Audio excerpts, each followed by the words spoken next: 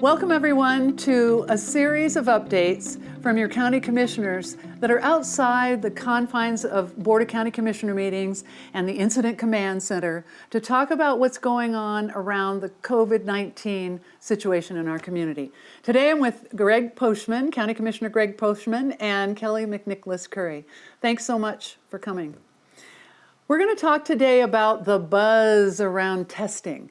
That was the breaking news last Friday. Greg, first tell us what the status of the numbers are in the community, and then we'll get in a little further about testing. Okay, thanks, Pat. Okay, this is as of April 10th, so this is Friday when the last update came out, Friday evening. We have 2 COVID-19 patients hospitalized at Aspen Valley Hospital. As by comparison, hospitalized in Colorado is up to 1,300.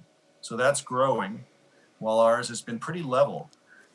We've got self-reported individuals with symptoms at 302 as of Friday. We have confirmed positive results of 34. And that contrasts with what the state says about Pitkin County. They say 47 because they include potential confirmed cases. So we're not where they are yet, but they're looking a little bit farther, and their criteria is slightly different. That's why you see a difference in numbers. The number of deaths in Pitkin County is at 2. Fortunately, that has not been climbing. So we're good there. Colorado's related deaths are 250.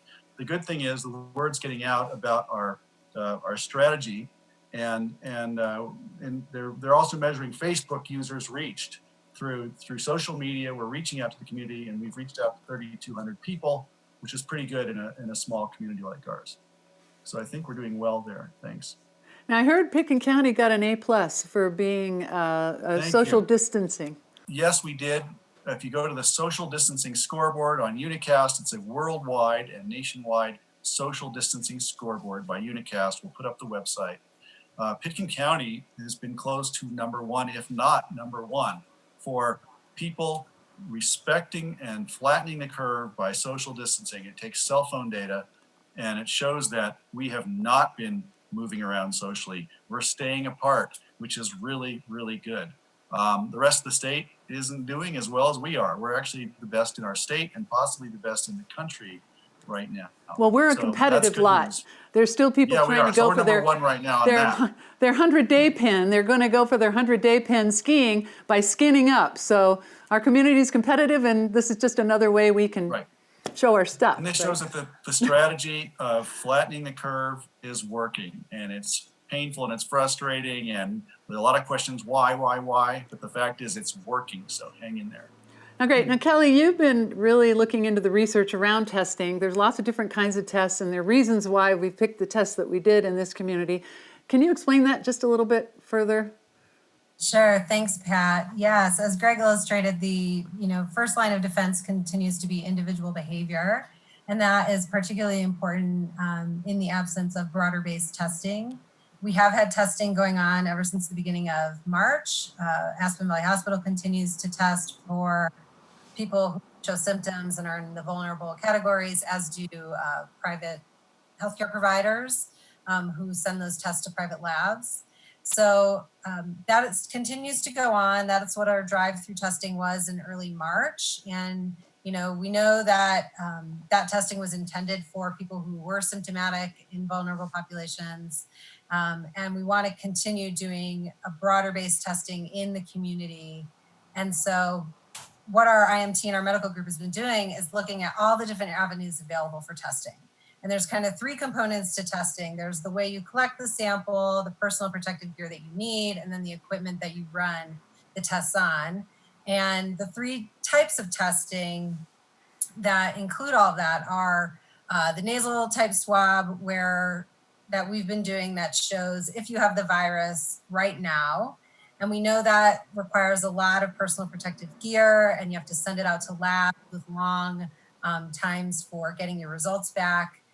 Another type of testing is point of care. And this would be a type of testing where it also will tell you if you have the virus right now. It would be at healthcare providers' offices, sort of similar to a flu test, where the responses come back quickly. and we're pursuing research on that. And then finally, our medical team and IMT is looking at antibody testing. And that's a third type of test where it will tell you if you had the virus in the past. And it doesn't require as much protective gear because you can either do a finger prick or another type of sample on site. And those results come back very quickly. Now, all of those tests have pros and cons to them.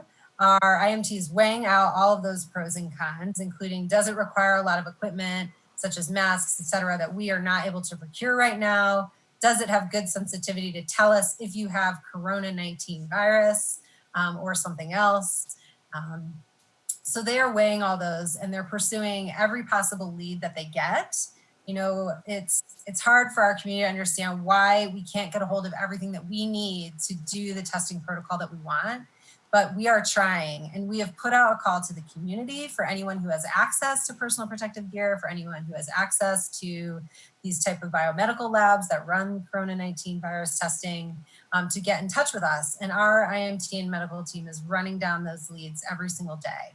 So that is the hard work that they're doing. And that's what's informed the tests that they have selected for our community that Greg is going to talk about.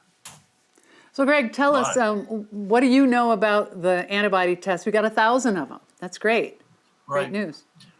So Thursday, we received the 1,000 tests from the AYTU. It's a rapid finger prick serology test. It's a blood test that takes a single drop of blood. To select this test and to acquire it always takes longer than you think. They've been talking about this for 10 days, but they finally got it on Thursday. And this one has been last Thursday. And this is, they're vetting every test. The hospital has to validate each test. So every test that's been recommended to us, suggested from the community, or we found out otherwise, has been going through a validation test. And this is the most promising one for us. They all have limitations. Right now it has emergency use authorization from the FDA, which means it's not FDA approved, but they're authorizing us to give it a shot. So our IMT has been working with the hospital, AVH, the medical professionals there are the ones who are evaluating the tests, procuring the equipment, and they're testing it now. Their criteria for test creates one data point. This test is one data point in a long series of testing data points that they're going to use to try to take care of our community.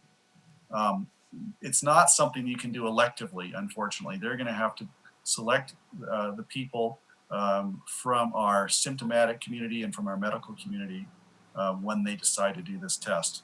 And they'll have criteria coming out for us. Going down my notes here.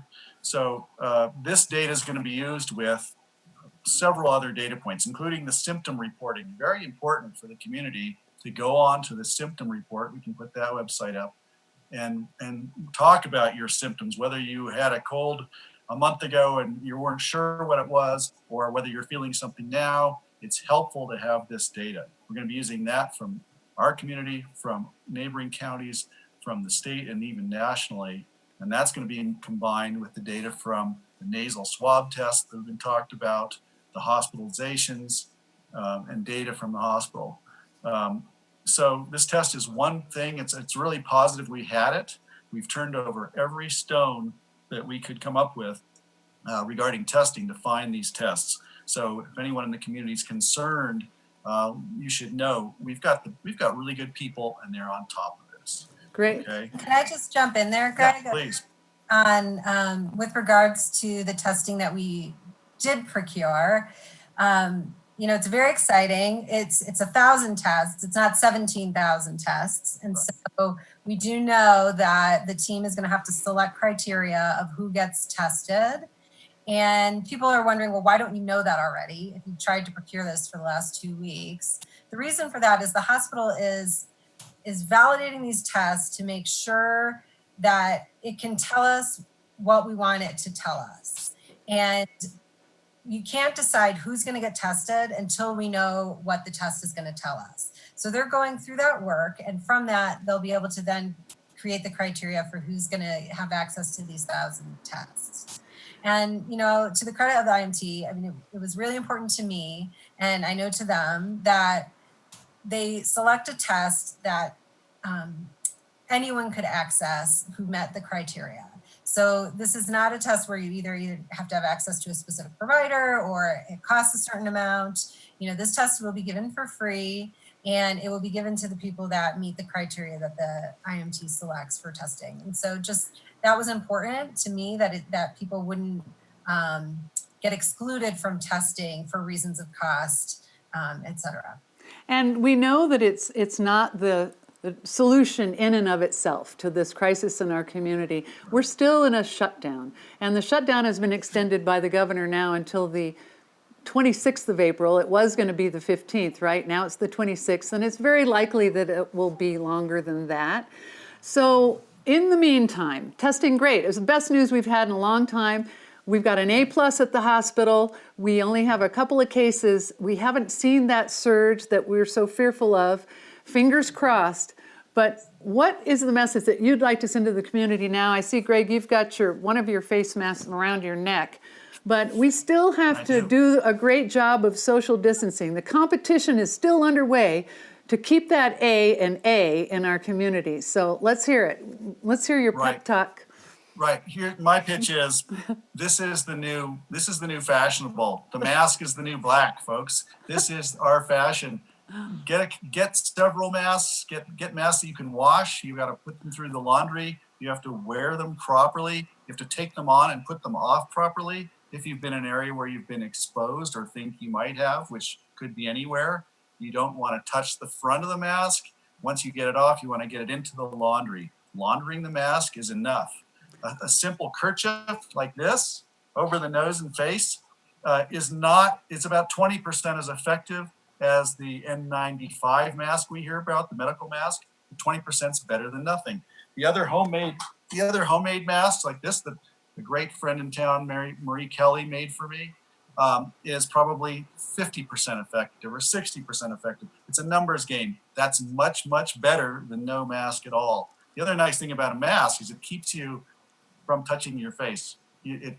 It's something that inhibits you from that unconscious touching your face. Super I do that all the time and have a hard time. So hard not to touch your face. Well, yeah, I would say to people, the reason Pitkin County is being successful is because you're being successful, and you're putting the community and your neighbors and people you don't even know before yourself. And that is incredibly important. It's incredibly heartwarming to know that we've all shared into this commitment together, because it is really hard. And it's going to continue to be hard as the weather gets nicer, as we sort of long for each other's company more. But please hold the line, continue to do what you are doing as your new normal, because that is keeping people alive.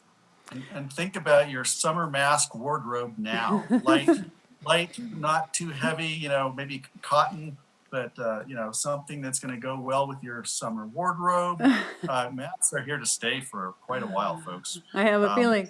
The other thing I wanted to point out, if I could, just at the end here, is that this is a problem that is happening nationwide and globally. As you know, the problems and the frustrations we have in our community are experienced across the board. Everybody wants testing.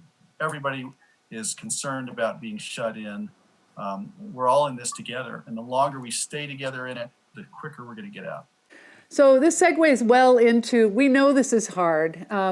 Staying shut down is hard, and the impacts that it's had on our community are really, really hard economically. We've had some cancellations of the biggest events of the year, the food and wine being probably the biggest. So future programs with county commissioners and some guests will talk about the impacts that we're seeing. But a lot of work is being done behind the scenes. As much work is being done to procure testing, is being done to procure relief programs and relief packages for community, people who can't pay their rent, who can't buy their groceries, businesses that are hanging on by their fingernails. So stay tuned for future programs. We're going to get people in the room, yourselves, with other experts who are working behind the scenes to help with that community relief that we're going to need a lot of going forward. So thanks so much, you guys, for talking about testing and social distancing and It's so good to see your faces. We miss you. It's hard not to be with you in person. And we Likewise. miss you. So let's keep doing this. Oh, I love it. Next time we'll do a program, you'll just keep your mask on the whole time. Sure. All right, toodaloo. Okay. We'll see you again. Bye. Bye. Thank you. Take care. Thank you. Stay safe.